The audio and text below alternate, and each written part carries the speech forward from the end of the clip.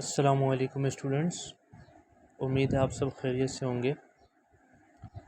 तो हमने पिछली वीडियो में नाउन की 3 टाइप्स के बारे में बात की थी, जो कि ये थी, उनके नेम क्या थे उन 3 टाइप्स के। एक था कॉमन नाउन, दूसरा प्रॉपर नाउन, तीसरा कलेक्टिव नाउन। आज हम मज़ीद टाइप्स देखेंगे नाउन की। तो यहाँ पे सबसे पहले हम बात करते हैं एब्स्ट्रैक्ट नाउन की, कि एब्स्ट्रैक्ट नाउन हमारे पास क्या होता है।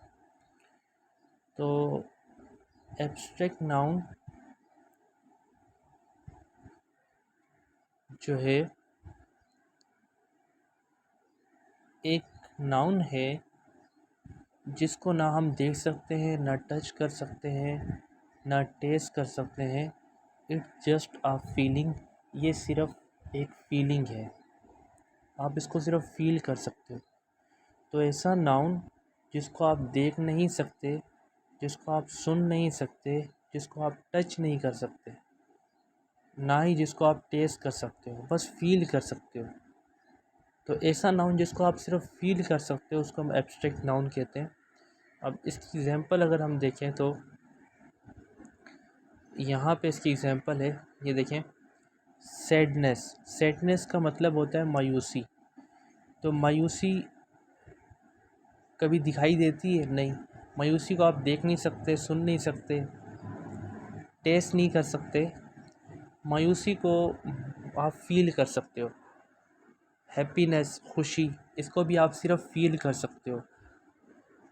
फीवर, बुखार, इसको भी आप सिर्फ फील कर सकते हो। तो जो चीज़ें सिर्फ आप उसको फील कर सकते हो, ऐसा एब्स्ट्रैक्ट नाउन एक ऐसा नाउन है जिसको आप ना देख सकते हो, ना सुन सकते हो, ना टेस्ट कर सकते हो। आप बस उसको फील कर सकते हो। बस सिंपल ये समझ लें, वो नाउन जिसको हम सिर्फ फील कर सकें वो हमारे पास एब्स्ट्रैक्ट नाउन है। फिर हमारे पास यहाँ पे आता है मटेरियल नाउन। मटेरियल नाउन क्या होता है? तो material noun are nouns that refer to substances or raw materials used to make things। तो अब इसका क्या मतलब है कि मटेरियल नाउन जो हमारे पास मटेरियल नाउन होते हैं वो ऐसे नाउन होते हैं जो जिसमें हम उन सब्सटेंसेस की बात करते हैं या रॉ मटेरियल्स की बात करते हैं जो किसी चीज़ को बनाने के लिए इस्तेमाल होते हैं। यानी ये है कि कोई कोई भी किसी भी चीज़ को बनाने के लिए जो चीज़ें इस्तेमाल होती हैं उनको हम मटेरियल नाउन कहते हैं। फॉर एग्ज़ाम्पल, अगर जिस तरीके से आप अगर टी बना रहे हैं, चाय बना रहे हैं, तो चाय बनाने के लिए आपको पत्ती चाहिए, चीनी चाहिए, दूध, पानी। तो ये सारे क्या है? मटेरियल्स हैं। तो ये सारे क्या है? मटेरियल नाउन है। तो कोई भी चीज़ बनाने के लिए जो रॉ मटेरियल उससे कहते हैं। रॉ मटेरियल किससे कहते हैं? रॉ मटेरियल का मतलब होता है कि वो मटेरियल जो किसी चीज़ को बनाने के लिए इस्तेमाल होता है।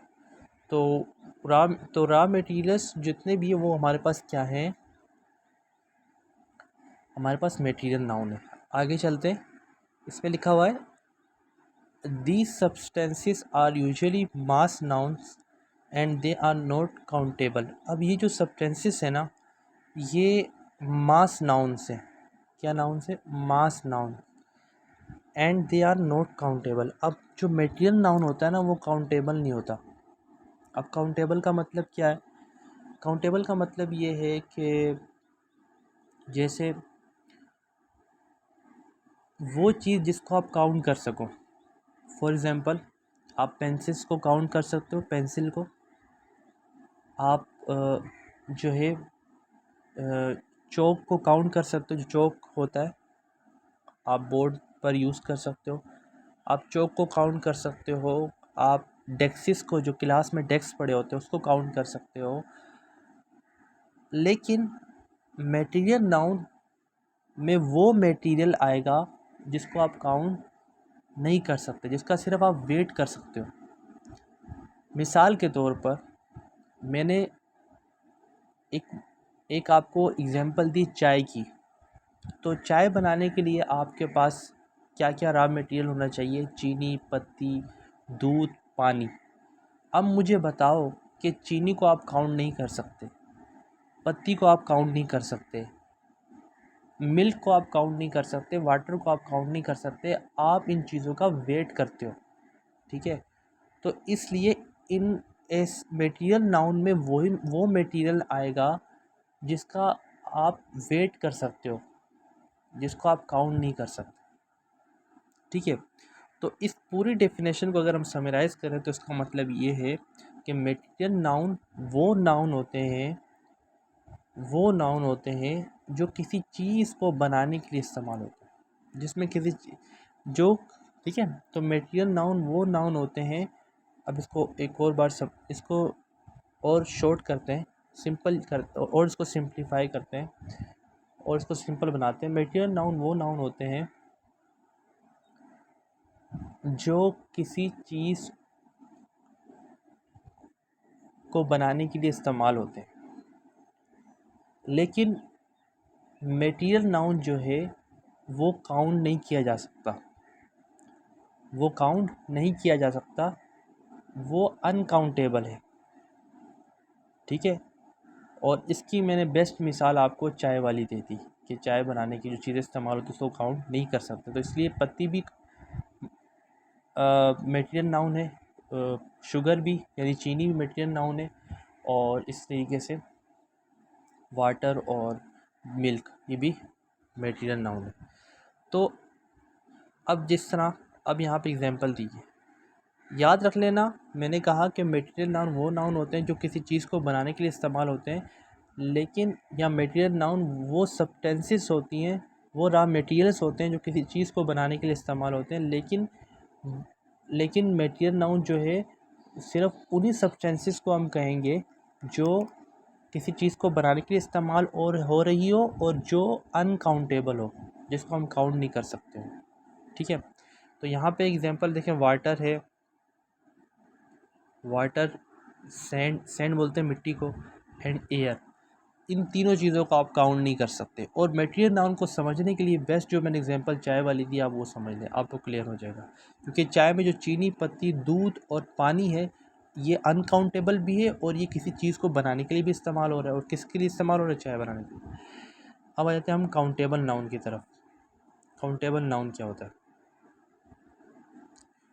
अच्छा, काउंटेबल नाउन वो नाउन होते हैं जिनको हम काउंट कर सकते हैं। जिस तरह काउंट करने का मतलब काउंटिंग का मतलब 1 2 3 4 5 6।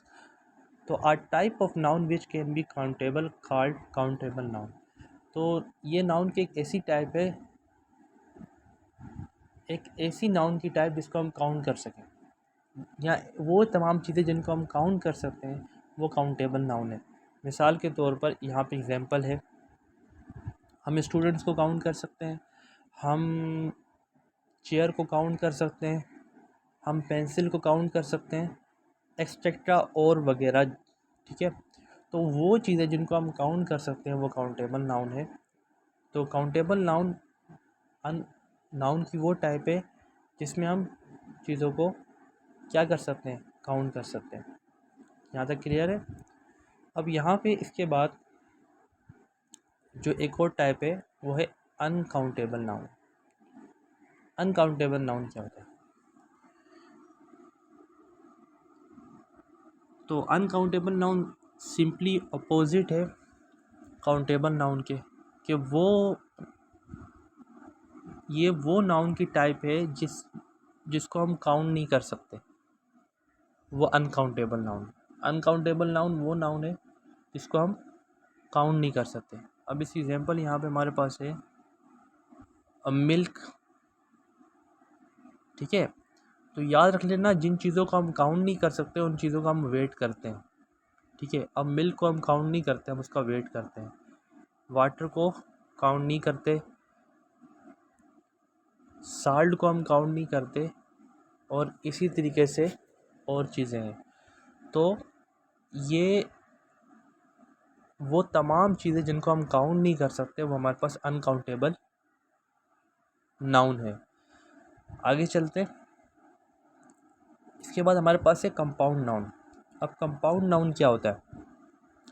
देखें, compound noun is a noun which is made up of 2 और मोर वर्ड्स। तो कंपाउंड नाउन एक ऐसा नाउन है जो या दो से ज़्यादा अल्फाज से मिलकर बनता है। कंपाउंड नाउन एक ऐसा नाउन है जो दो या दो से ज़्यादा अल्फाज से मिलकर बनता है। अब इसकी एग्जांपल देख लें। एग्जांपल में जैसे mother in law. Mother in law किसे बोलते हैं? जो आपकी जो सास होती है ना, सास, ससुराली माँ, ठीक है, उसको हम मदर इन लॉ कहते हैं। तो मदर इन लॉ में कितने वर्ड हैं? मदर एक, इन दो, ला तीन। तो मदर इन लॉ में 3 वर्ड हैं। तो इसका मतलब ये कौन सा नाउन है? कंपाउंड नाउन है, क्योंकि ये दो या दो से ज़्यादा वर्ड से मिलकर बना है। इसी तरह स्टेप ब्रोदर कहते हैं सुतेले भाई को। तो यहाँ पे भी स्टेप एक वर्ड है और ब्रोदर एक वर्ड है, तो दोनों वर्ड मिलके ये कंपाउंड नाउन है। इसी तरह स्टेप सिस्टर जो कहते हैं वो सुतेली बहन को, ठीक है, तो स्टेप सिस्टर भी यहाँ पे कंपाउंड नाउन है। बुक फेयर बोलते हैं किताबों के मेले को।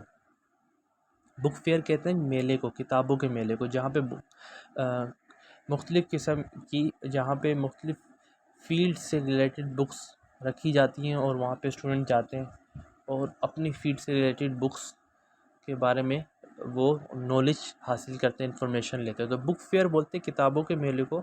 और बुक फेयर में भी 2 वर्ड्स हैं, एक हमारे पास बुक है और दूसरा हमारे पास फेयर है। तो ये भी हमारे पास क्या है? कंपाउंड नाउन है। अच्छा, अब यहाँ पे एक चीज़ मैं बताना चाहता हूँ कि हमने मटेरियल नाउन भी पढ़ा और हमने अनकाउंटेबल नाउन भी पढ़ा। तो मटेरियल नाउन और अनकाउंटेबल नाउन में क्या डिफरेंस है? मटेरियल नाउन वो नाउन होता है जिस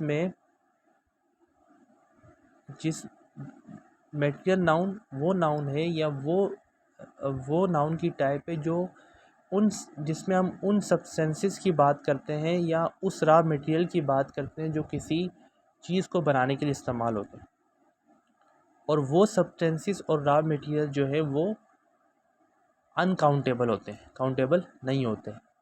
इसलिए हम मटेरियल नाउन को मास नाउन भी कहते हैं। यानी मास नाउन का मतलब वो नाउन, वो चीज़ें जिनको हम वेट कर सकते हैं, काउंट नहीं कर सकते। जबकि अनकाउंटेबल नाउन का मतलब ये है कि हम अनकाउंटेबल नाउन में चीज़ वो चीज़ें आ जाती हैं जिनको हम काउंट नहीं कर सकते। तो ये दोनों में डिफरेंस। अब यहाँ पे एक इम्पोर्टेंट पॉइंट है, और इम्पोर्टेंट पॉइंट हमारे पास ये है, in order to make compound noun. अगर आप कंपाउंड नाउन बनाना चाहते हैं, अगर आप कंपाउंड नाउन बनाते हैं, कंपाउंड नाउन प्लूरल, ठीक है, तो in order to make compound noun plural, तो जैसे सिंगुलर प्लूरल होता है, तो अगर आप कंपाउंड नाउन प्लूरल बनाना चाहते हैं, यानी आपको सिंगुलर प्लूरल का तो मतलब पता होगा, वाहिद जमा, ठीक है, ये तो आपको क्लियर होगा। सिंगुलर प्लूरल का मतलब वाहिद जमा होता है। तो जैसे बॉय है, बॉय एक लड़का है, सुने प्लूरल क्या है? बॉय का प्लूरल क्या होगा? बॉय सिंगुलर है ना, तो बॉय वाहिद है, लेकिन बॉय का प्लूरल होगा बॉयज़। जब बहुत सारे लड़के होंगे तो हम क्या कहेंगे? बॉयज़। जब एक लड़का होगा तो हम क्या कहेंगे? बॉय। तो बॉय वाहिद और बॉयज़ जमा, बॉय सिंगुलर और बॉयज़ प्लूरल। प्लूरल का मतलब होता है जमा। तो इसी तरह हम कंपाउंड नाउन को, अगर कंपाउंड नाउन की जमा बनाते हैं, तो अगर हम कंपाउंड नाउन को प्लूरल करते हैं तो उसके लिए हमें क्या करना पड़ेगा, we have to add SES IES to the root word. ठीक है, हमें क्या करना पड़ेगा, हमें ऐड करना पड़ेगा, हमें क्या करना पड़ेगा, हमें ऐड करना पड़ेगा, हमें ऐड करना पड़ेगा, क्या ऐड करना पड़ेगा, SES IES किसके साथ, किससे, रूट वर्ड से, रूट वर्ड के साथ, किस साथ, रूट वर्ड के साथ। अब ये रूट वर्ड क्या होता है, रूट वर्ड जैसे यहाँ पे यहाँ तो रूट वर्ड जो है वो आपका यहाँ पे देखें, पहले था मदर इन लॉ। ठीक है, पहले क्या था, मदर इन लॉ। अब मदर इन लॉ क्या है, सिंगुलर है, लेकिन जब हम इसको इस तरीके से लिखेंगे ना, मदर्स इन लॉ, अब देखिए मदर्स इन लॉ हो गया, यानी मदर के साथ क्या ऐड कर दिया हमने, एस, मदर के साथ हमने क्या ऐड कर दिया, एस, तो मदर्स इन लॉ हो गया। अब मदर्स इन लॉ हो गया, इसका मतलब हो गया कि ये क्या है, प्लूरल है, क्या है, प्लूरल। ठीक है, तो यहाँ पे जो मदर्स है वो आपका क्या है, यहाँ पे जो मदर है, ये जो मदर है ये आपका क्या है, ये आपका रूट वर्ड है, रूट वर्ड है। इस रूट वर्ड के साथ आपने क्या ऐड कर दिया, एस, क्या ऐड कर दिया, एस। जब आपने इस रूट वर्ड के साथ एस ऐड कर दिया तो अब ये मदर इन लॉ जो है वो मदर्स इन लॉ बन गया, और मदर्स इन लॉ जो है वो प्लूरल हो गया। अब इसका मतलब हो गया कि बहुत सारी, मतलब एक से ज़्यादा सास ससुराली माँ की बात हो रही है, यानी एक से ज़्यादा सास की बात हो रही है। ठीक है, तो आप सास, एक पहले एक सास की बात हो रही थी, अब एक से ज़्यादा सास की बात हो रही है, यानी सासें, ऐसे कह सकते हैं आप, सासें। उसके बाद स्टेप ब्रोदर, स्टेप ब्रोदर यहाँ पे क्या था, सॉरी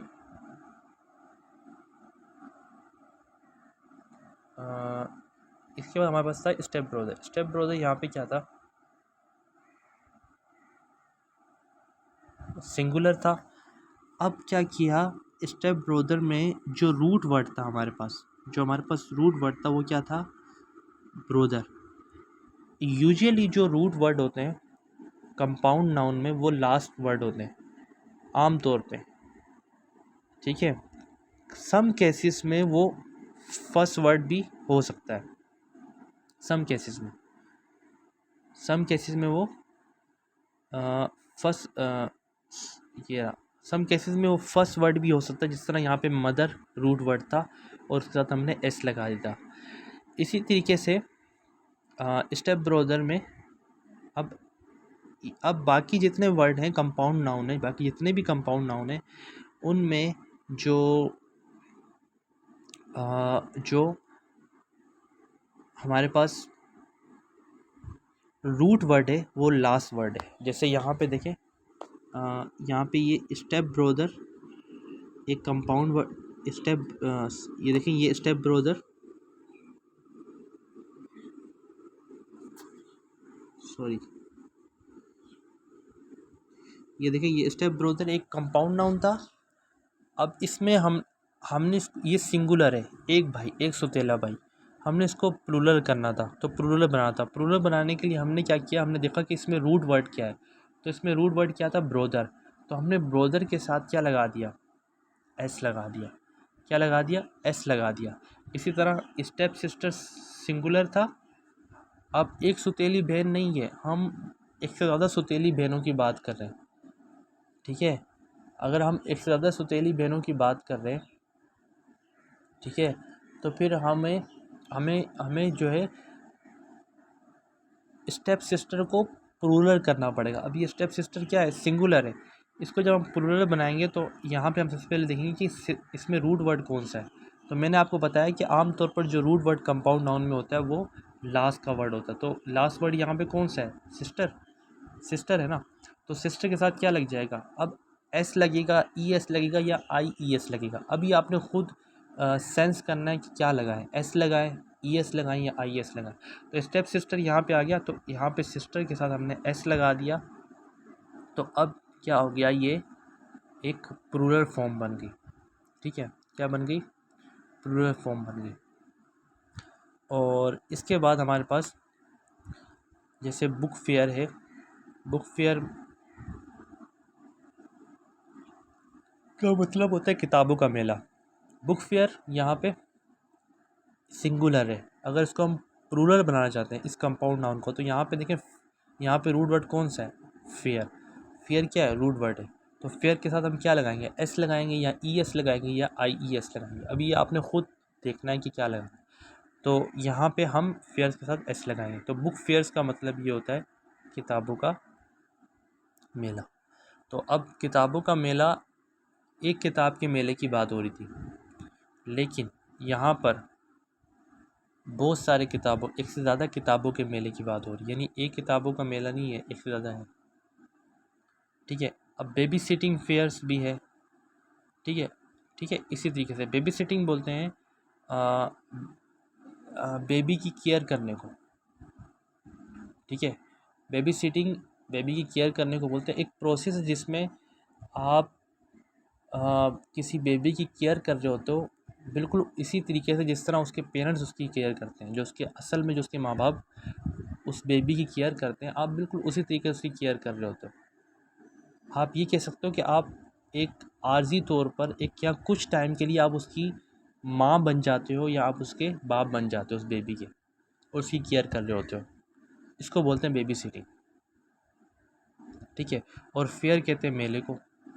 तो ठीक है, तो इसको हम कहते हैं बेबी सिटिंग। क्या आप आर्जी तौर पर किसी बच्चे की माँ बन गए या बाप बन गए और उसकी केयर कर रहे हो, उसी तरीके जिस तरह एक बाप करता है अपने बच्चे की या एक माँ करती है। अच्छा, अब यहाँ पे एक पॉइंट है, इसको हम देख लेते हैं। Noun is use as a subject and object in a sentence. Noun is use as a subject and object in a sentence. तो नाउन जो है वो सब्जेक्ट के तौर पर भी सेंटेंस में यूज़ हो सकता है और ऑब्जेक्ट के तौर पर भी यूज़ हो सकता है। ठीक है, तो नाउन अगर सेंटेंस में यूज़ होगा तो कहाँ कहाँ होगा, या तो सब्जेक्ट की जगह होगा या ऑब्जेक्ट की जगह होगा। याद रख लेना, नाउन अगर सेंटेंस में यूज़ होगा तो कहाँ कहाँ यूज़ होगा, या तो सब्जेक्ट की जगह होगा या ऑब्जेक्ट की जगह।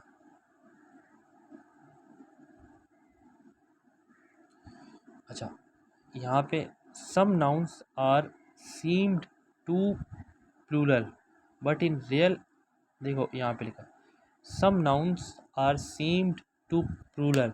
कुछ नाउन जो है वो प्लूरल होते हैं, उनको उनको आप जब पढ़ोगे तो उनके साथ एस लगा होता है या ई एस लगा होता है या आई ई एस लगा होता है।